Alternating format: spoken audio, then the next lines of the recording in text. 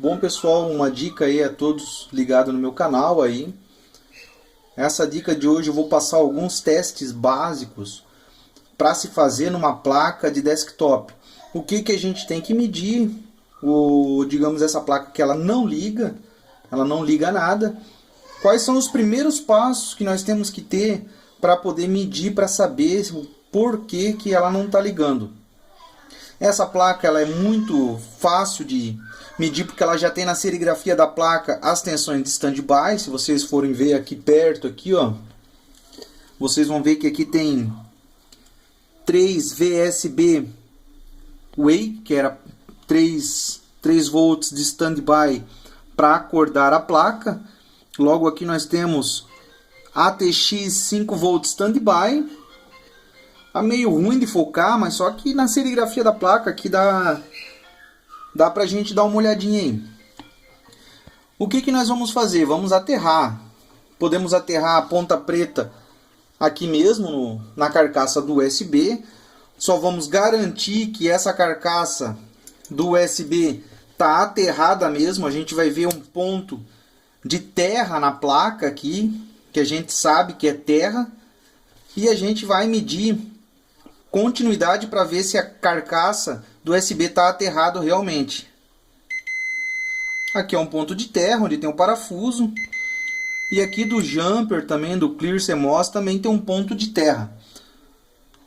Então beleza, vamos colocar em tensão contínua. Vamos ligar a fonte.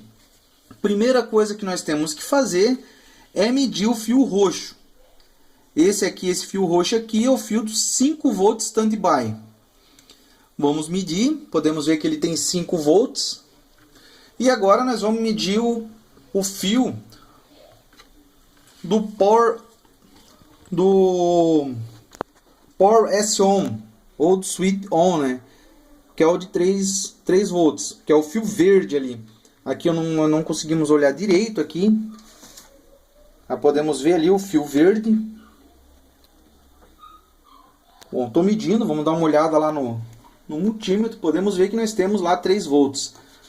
Agora o que nós vamos fazer? Nós vamos medir aqui onde tem o conector do jumper frontal, onde a gente tem o botão PS On, Power Switch On. Então nesse botão a gente tem que ter tensão. Algumas placas a gente tem 5 volts, algumas placas a gente tem o 3 volts do fio verde do PS On da fonte ATX. Vamos medir aqui. Bom, essa placa a gente tem 5 volts.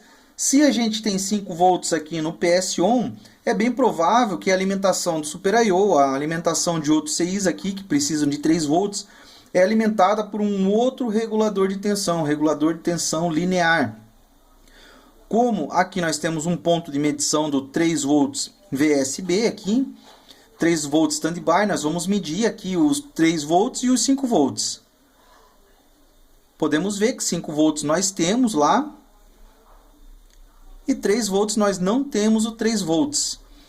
Aqui nós temos o 3 volts, mas só que a placa ela gera o próprio 3 volts de standby, ela não utiliza o da fonte. Com esse CI aqui. Esse CI aqui é um regulador de tensão de 3 volts. Um regulador de tensão linear de 3 volts.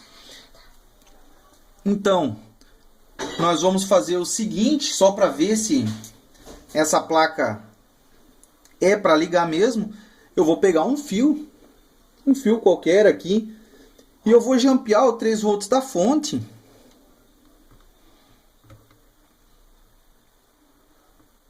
Direto aqui para o 3 volts de standby.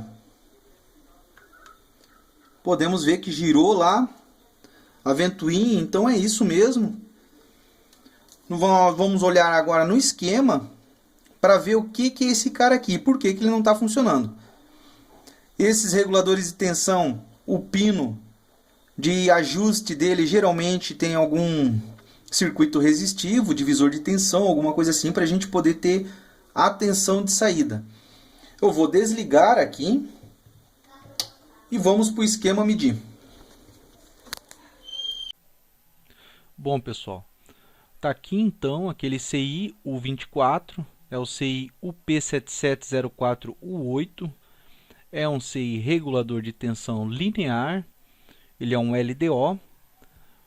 Eu entrei no esquema, eu peguei o esquema dessa placa, coloquei lá em localizar 3 VSB Wake, que é o 3 VSB para acordar. Então, tinha vários, até que eu cheguei aqui na página 23 do esquema, onde eu tenho aqui o diagrama aqui desse CI. Bom, vamos tentar entender agora como que funciona esse CI aqui. Pino 1 e 5, ele não é conectado. Podemos ver aqui que não tem nada conectado ao pino 1 e 5. Nós vamos ter que ter aqui no pino 3 a alimentação de VIN. Esse pino aqui é obrigatório ter. Ele vem direto da fonte ATX, dos 5 volts de standby. No pino 2 a gente vai ter que ter também a alimentação de Enable para poder habilitar esse CI, onde a gente vai ter também a alimentação da fonte ATX de 5 volts standby. No pino CNTL, que esse pino aqui, segundo o datasheet, é um limitador de corrente. A gente vai ter também uma alimentação de 5 volts standby. Então, no pino 6, nós vamos ter a nossa tensão regulada. Nós tendo essas 3 entradas, no pino 6 nós vamos ter aqui a nossa saída, a nossa tensão regulada. Essa tensão aqui, essa tensão regulada, ela vai ser de acordo com o feedback. Ele precisa ter X de feedback para poder ter uma tensão Y aqui. Então, conforme a tensão de feedback, ele vai ter a tensão de saída Vout aqui. E essa tensão de feedback, você regula ela com divisor de tensão resistivo, que ele já é no projeto da placa, ele já foi feito os cálculos, onde tem que ter aqui um divisor de tensão resistivo com um resistor de 10K e um resistor de 3.16K. Então, tendo esses dois resistores aqui, nós teremos a tensão X no pino 7 de feedback, e dependendo dessa tensão a gente vai ter aqui a saída Y, a saída que a gente deseja. E a saída que a gente deseja aqui é o 3 volts standby. Pois é, eu medi já na placa lá, eu já medi essas tensões aqui, eu tenho a tensão de 5 volts no pino 2, eu tenho a tensão de 5 volts no pino 3 e eu tenho 5 volts também no pino 4. Então, esses 3 pinos estão alimentados corretamente. Não tenho nenhum problema na alimentação do CI. O meu problema está aqui, no pino 6 e 7, porque eu estou tendo só 0,79 volts de saída no pino 6, e essa tensão ela está me retornando uma outra tensão baixa aqui nesse pino aqui de feedback. Por quê?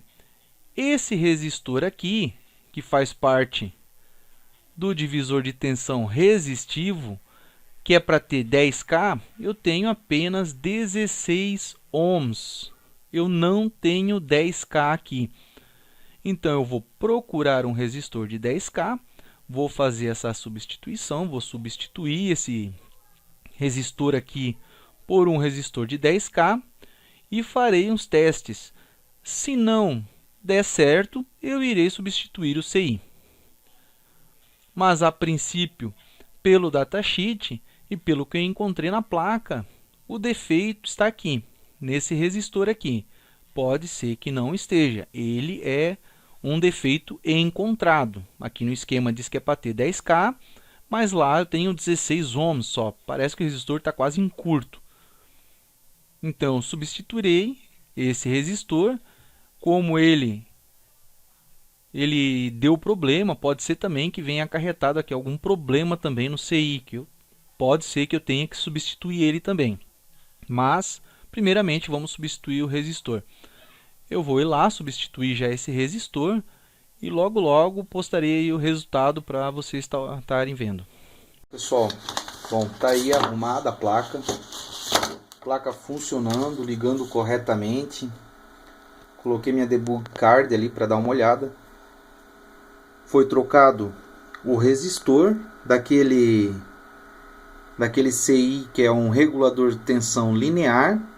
Aquele resistor que estava com 16 ohms, nós vimos no esquema que ele precisava ter 10K. Eu coloquei um resistor de 10K. E com esse resistor de 10K eu consegui ter 3 volts lá na minha tensão de standby.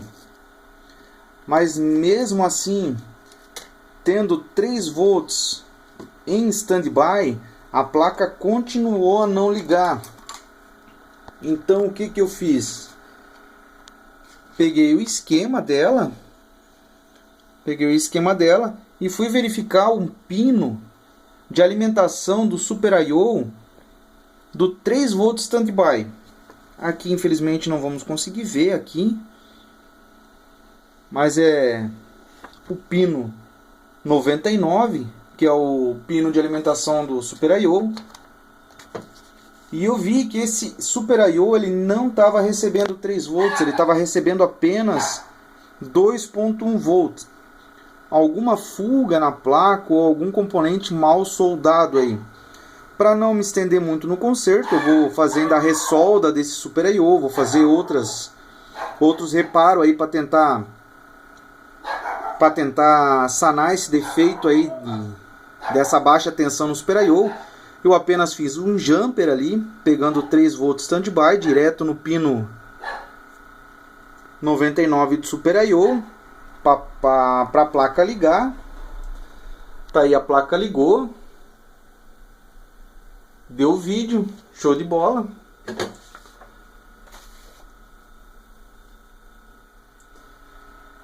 Então foi isso aí, pessoal. Quando a placa não liga nada, primeiramente vamos retirar aqui o pino P4. Vamos retirar, vamos deixar só esse aqui, vamos ligar a placa. Mesmo assim, a placa não ligando, nós vamos medir a tensão de 5 volts standby no fio roxo. E vamos medir a tensão de Power On Switch, a tensão PS-ON, que é no fio verde do outro lado. Tendo as tensões lá, nós vamos vir aqui para o painel frontal, no conector do painel frontal, e vamos medir aqui o pino. Tá bem ruim de foco hoje. Tem um pino aqui que é referente ao Power On Switch. Nós vamos medir esse pino, tendo tensão aqui também. Nós vamos procurar ver se nós temos as alimentações na placa. Vamos pegar o esquema, vamos ver se nós temos aí as tensões de 3 volts standby, que nós precisamos dessa tensão para alimentar o Super I/O. E vamos verificar se a gente tem a tensão também aí de 5 volts standby. Então, tendo as duas tensões, nós vamos direto para o Super I/O e verificar se o Super I/O está recebendo o sinal do Power On Switch, né? Que é o Power On SIN, aqui nessa placa. Assim que ele recebe o sinal, ele envia o sinal de Power On BTN ou Power On Button.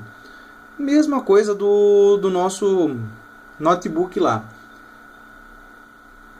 Então essa foi a dica de hoje aí. Espero que tenha gostado e aproveitado. Vamos ajudar a compartilhar o canal. Estarei ainda postando mais dicas aí posteriormente. E até a próxima.